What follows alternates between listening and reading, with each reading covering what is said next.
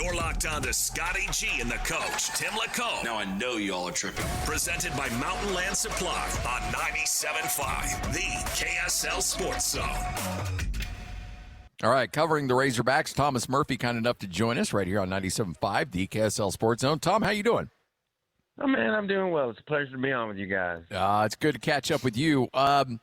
You're hard-pressed to find a team more snake-bit than Arkansas last year, 2-10, 10-game losing streak. But, man, there were so many close games. How hard was that to be around, seeing a team that played their butts off in a lot of games but just couldn't get over the top? Well, y'all dug into the Razorbacks a little bit for sure, because that was the kind of the trademark of their season last year. So many, and it started with their first loss, a game at Ole Miss where, you know, they're down 6 and they're driving and it's the 2-minute warning and they're on the Ole Miss 27, I think. And the next play they complete a pass and they fumble it on the 24. And so if that drive had gone the way of a lot of their other series in the second half, they might score a touchdown with, 30, 40 seconds left and really put some pressure on Ole Miss to, at least get in field goal range. That was Trinidad Chambliss' first start, and I don't doubt that if Arkansas scored with like a minute left that they would have gone down and won the game. But we saw a little bit of a flash of what Chambliss would turn into and lead them into the playoff all the way to the semifinals. So there was a lot of that. The following week against Memphis, they had a huge lead and blew that. And that probably played a lot into Ryan Silverfield getting the head coaching job. But they played game after game in conference play, Texas A&M, playoff team, 3-point game, so on and so forth, and just could not get a breakthrough. It was almost like the reverse karma for Bobby Petrino from being a big winner here, and then he has the bike wreck, and they're like, this is his way to gain redemption with the fans, and they can't get over the hump even after firing Sam Pittman, and they go 0 for 7 under him.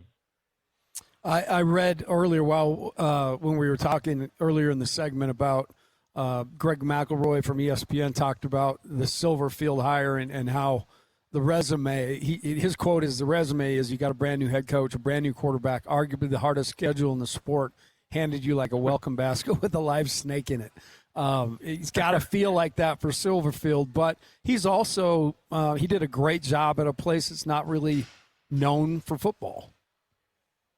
He did at Memphis. He inherited the program from Mike Norvell, and they were on an upswing for sure. But he maintained that, and they started last year. I want to say it was 6-0 maybe, and then I think they were 8-1, and then they lost their last several in a row. And I know it was a coaching carousel season was just starting, but they seem to have lost some of their focus down the stretch. But he's got a good track record. I think he's got a good attitude about what he inherited, meaning he understands they're on the bottom rung right now, and the only way to build is just to get the belief going at every level of the system. The hallways of the football building to the janitors and all that kind of stuff, and get belief going. But Arkansas football has been in a lull for so long, really since Petrino was here, that it's not going to be an easy rebuild. And I don't think their roster really is competitive with the rest of the SEC right now, despite the fact that last year they played all those tight games. They're just behind. I mean, they're going to have to pull upsets and, win turnover margins by surprising numbers to have a chance to win any of their games against Power 4 teams.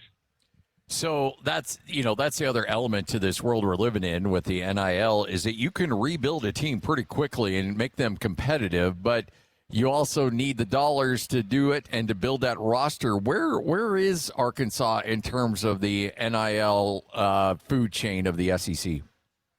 Right. Well, Hunter Yurachek made the announcement. Everybody in college sports probably saw it. And when Sam Pittman was fired, the day of the Silverfield press conference, he said he was not provided the resources to compete in the top of the SEC. And they said, we're going to get in the top half. Well, I don't doubt that they shot for the number, which would be 8 in the SEC, which would have been that in those dollars. but it's all apples and oranges. We're not going to see straight comparisons of what your NIL budgets are. But I would still think it's probably ranked around 11 or 12, maybe 10 in the SEC, with just a few behind me. We don't know what Vanderbilt's is. They're not a public institution. They might have more in their war chest in Mississippi State, maybe Kentucky. But really, and maybe South Carolina is competitive with them. But, I mean, that's really it. So they don't have as many 4-stars on their roster. And they've got to win it with guys they develop up, and then star players at positions like quarterback, and there's no guarantee they have that this season. I know that Arkansas was really excited about the start time out here in Utah. That made the news a little bit. Did you get any info on that? I guess the AD was, just concerned with what it does to the schedule and everything. Exactly. Well, it's because not only is that the night game, the super late game, but then the next Saturday they play Georgia, conference opener at 11 a.m. Oh, and, man. I get the complaining there because you're basically losing a day. You're playing the late game Saturday, and then you have an 11 o'clock kickoff the following Saturday. It's a relatively minor thing, but recovery time, prep time, Georgia will be much better prepared, I'm sure, and Georgia's a better program right now. So you want every advantage you can get, and they did not get it in this instance.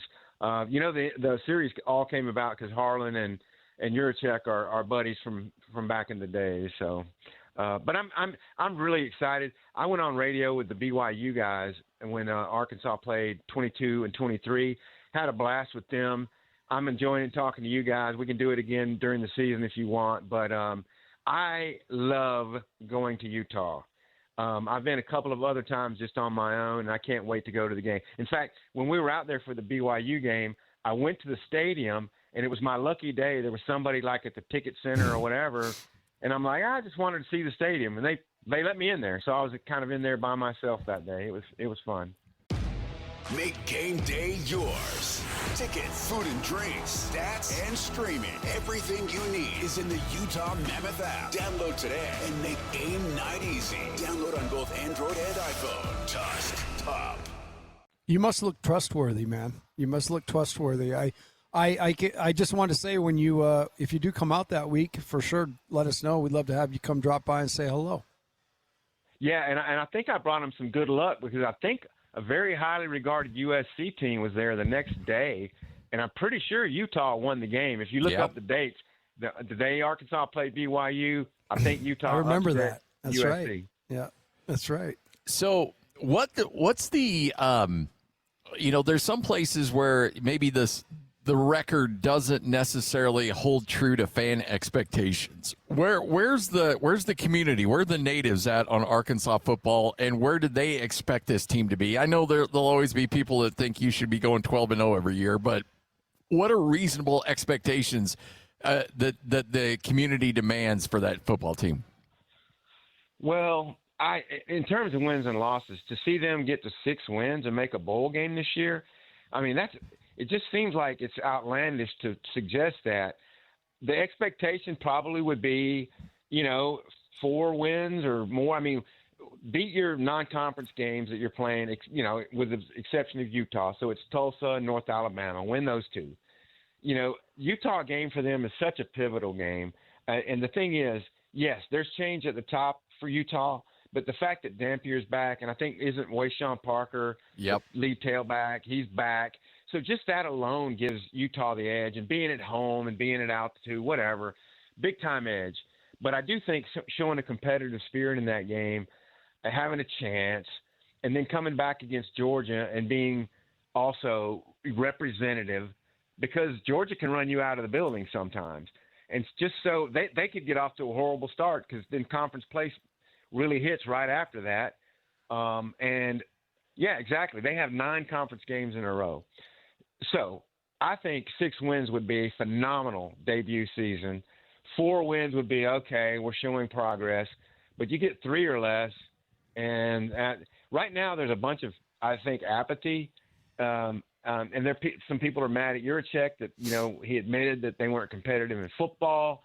And so there's a lot more focus. They got a national championship winning track, and the basketball's good with Calipari, and it won't take long into the season if they lose at Utah, lose at Georgia, and then start losing, that the focus will shift quickly to basketball. Who, and again, we're not holding you to it, but if there was, if you had to go in the crystal ball, who do you anticipate will be the starting quarterback in Week 1? Yeah, we kind of felt like KJ Jackson, the redshirt sophomore, got some playing time last year. He looked okay in the game against Texas. It was a little bit out of hand, but the last quarter against Texas, he did lead them on 2 touchdown drives, for what that's worth.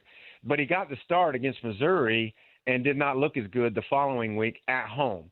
So really the tale is still to be told for him. But A.J. Hill has a little hitch in his windup, and he's got to get that fixed, or I don't think he can be competitive as for the starting position. So if he improves that over the course of summer and whatever, then maybe he'll have a shot. But my money would be on KJ Jackson. But it's between him and A.J. Hill. Okay. Well, hey, we appreciate your time. Looking forward to chatting with you. And tell you what, when this game gets out at Fayetteville, we got to get out there because I love that city. Oh, yeah, that's a fun place. Good spot.